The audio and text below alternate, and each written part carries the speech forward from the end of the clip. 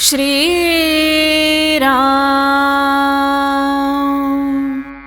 निर्हेतुक कर्मात भगवंत. खरोखर आज आपल्याला आपलं अंतरंग ओळखण्याची खरी गरज आहे. सत्कर्म असो किंवा दुष्कर्म असो, हेतूवर सगळं काही अवलंबून असतं. पुष्कळ पुण्यकर्म केलं आणि काहीतरी विषयाचा हेतू मनात धरला तर काय उपयोग?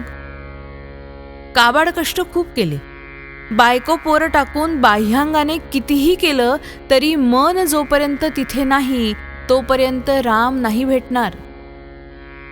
मनाला भगवंताची तळमळ लागली तरच त्याचा उपयोग. निर्हेतुक कर्मात भगवंत असतो म्हणून आपली कर्म तशी करावीत. खरं पाहता प्रापंचिका एवढे काबाड कष्ट साधकाला पारमार्थिकाला नसतात.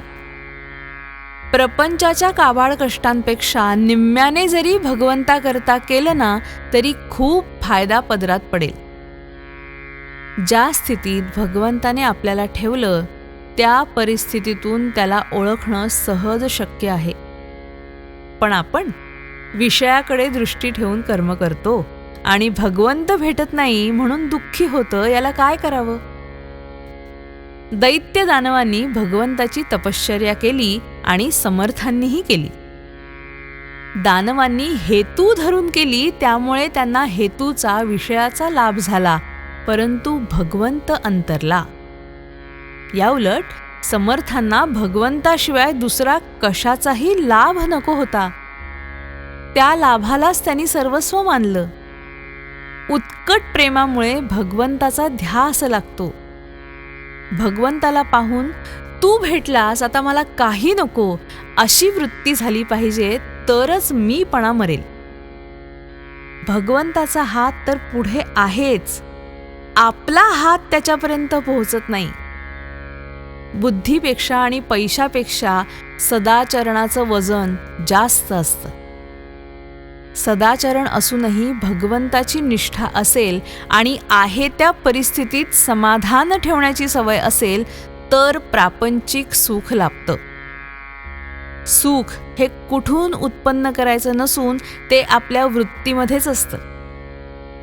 मी भगवंताचा आहे तसंच सर्वजण भगवंताचे आहेत म्हणून भगवंतावर प्रेम केलं की सगळ्या जगावर प्रेम बसेल. ज्याप्रमाणे भगवंताच्या प्रसादामध्ये एखादा कडू बदाम आला तरी आपण खातो, त्याप्रमाणे भगवंताने एखाद वेळी दुःख दिलं तर ते आनंदाने सोसायला पाहिजे. चिकित्सा थोडी बाजूला ठेवून भगवंताचं आपण स्मरण करावं. अंतःकरणाची शुद्धी नामाशिवाय नाही होणार. नामा परते काही नाही हे एकदा ज्याच्या मनाने घेतलं त्याला दुसरं काहीही सांगावं लागतच नाही. मीठ म्हणून जरी साखर खाल्ली तरी साखरेची गोडी आल्याशिवाय राहत नाही.